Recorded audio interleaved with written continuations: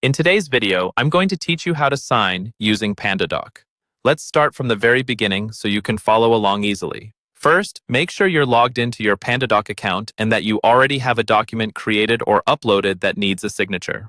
Once you're ready, open the document where you want to add a sign. Take a moment to let the document load fully so all of the editing tools appear at the top and sides of your screen. You should see various fields and options you can add to the document. Next, you're going to add the signature field.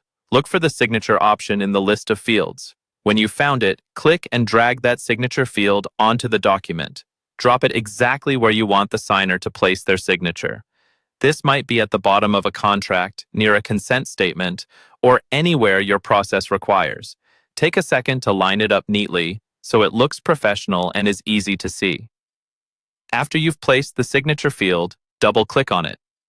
This will open the signature options and let you actually create or apply your signature. This step is important because just placing the field isn't enough.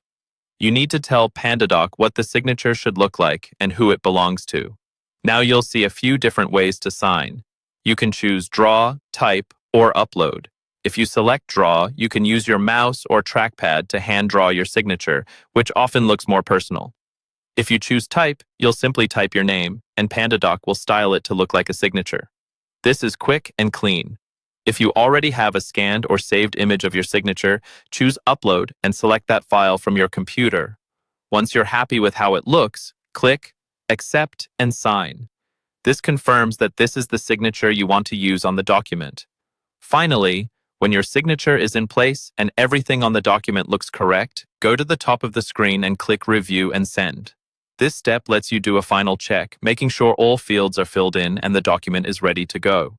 After reviewing, follow the prompts to send it to the appropriate recipient or complete the signing process. And that's all you need to sign using Pandadoc.